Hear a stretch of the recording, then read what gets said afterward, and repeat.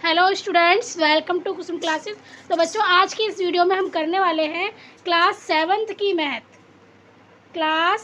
की math exercise जो है बच्चों हमारा एक्सरसाइज है 13.4 है 13.4 का क्वेश्चन बच्चों हम 3 करेंगे। तो बच्चों, इस क्वेश्चन में हमसे क्या पूछा जा रहा है ये देखते हैं हम कि जांच कीजिए कि क्या ये कथन सत्य है। हमें बताना है बच्चों कि कथन सत्य है कि नहीं। एक घन एक आयत के आकार की छाया दे सकता है। क्वेश्चन में ये कह रहा है कि बच्चों, एक जो घन होता है क्यूब, वो एक आयत के आकार की छाया दे सकता है। आयत में रेक्टेंगल, ठीक है। और दूसरा क्वेश्चन हमसे पूछा है, एक घन एक षटभुज के आकार की छाया दे सकता है, ठीक है।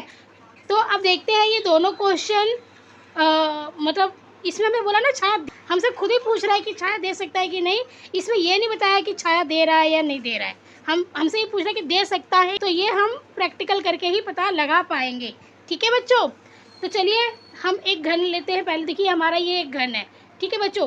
अब ये घन के आकार का ना आप कुछ भी ले सकते हो। आप क्यूब ले सकते हो, आप एक थर्मोकोल का टुकड़ा ले सकते हो। मैंने तो बच्चों ये जो ड्राइंग बुक की फाइल होती है ना, गत्ता, उससे मैंने ये बनाया है क्यूब, ठीक है।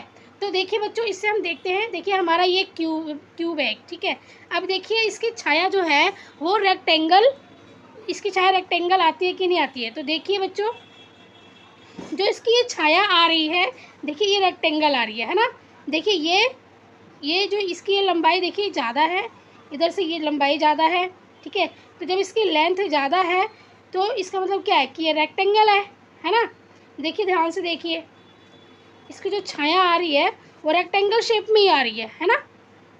देख लिया आपने, इसकी छाया देख लिया ना, रेक्टेंगल शेप में ही आ रही है। अब हम ये एक तो हमारा ये क्वेश्चन हमने प्रूफ कर दिया, ठीक है बच्चों। जब इसके ऊपर से ना जब लाइट पड़ेगी, तो जब लाइट इसके ऊपर से हम डालेंगे तो जो इसकी छाया आएगी वो देखिए वो रेक्टेंगल शेप में आ रही है। रेक्टेंगल तो मैंने आपको दिखा दिया है ना, अभी देखा ना आपने रेक्टेंगल। इसकी छाया कैसी है, ये रेक्टेंगल शेप में आ रही है ना। इसकी लंबाई ये क्या है, ज़्यादा है लंबाई, ठीक है बच्चों। अब हम दूसरा देख लेते हैं। तो बच्चों, इसके जब ये रेक्टेंगल शेप में आ रहा है, जो ये क्यूब है, ठीक है, मतलब घन है, और घन की जो छाया है वो रेक्टेंगल शेप में आ रही है। तो इसका मतलब क्या हुआ कि एक घन एक आयत के आकार की छाया दे सकता है ना। एक घन जो हो गया वो एक आयत के आकार की छाया दे सकता है। तो इसको हम कर देंगे ट्रू, TRUE, ट्रू हो जाएगा हमारा मतलब कि सही है ये, ठीक है, छाया दे सकता है। अब हम सेकंड देखते हैं कि एक घन, देखिए ये घन है, एक घन एक षटभुज के आकार की छाया दे सकता है कि नहीं। तो चलिए इसको भी हम देखते हैं बच्चों। ये जो हमारा ये घन है ना, ये देखिए यहाँ पे षटभुज के आकार की छाया दे रहा है।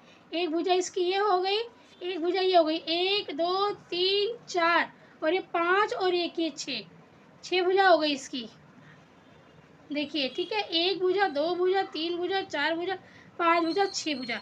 तो ये जो क्यूब है मतलब घन है, वो षटभुज की भी हमें छाया दे रहा है। और एक बार इसको कॉर्नर भी गिन लीजिए बच्चों, जो वर्टिक्स होते हैं, 1 2 3 4 5 6। तो जो इसके शीर्ष है वो भी 6 आ रहे हैं, ठीक है, 1 2 3 4 5 6।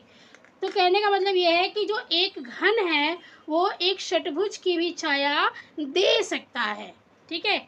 मतलब कि ये हमारा घन है वो षटभुज की भी छाया दे सकता है।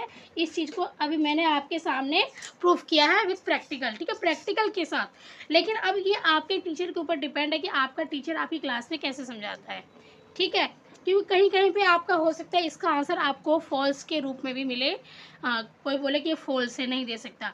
पर मेरे हिसाब से, मेरे राय से, जो मैंने करके दिखाया आपके उसके बिहाफ पे मैं बोल रही हूँ कि जो घन है वो आयत के आकार की छाया दे सकता है, और घन षटभुज के आकार की भी छाया दे सकता है, ठीक है बच्चों। तो ये था आज का हमारा थर्ड क्वेश्चन जो इस वीडियो में कंप्लीट हो गया। उम्मीद करती हूँ बच्चों कि आपको बहुत अच्छे से ये क्वेश्चन समझ में आ गया होगा, ठीक है बच्चों। तो इसी के साथ ही ये बुक हमारी कंप्लीट हो गई यहाँ पर।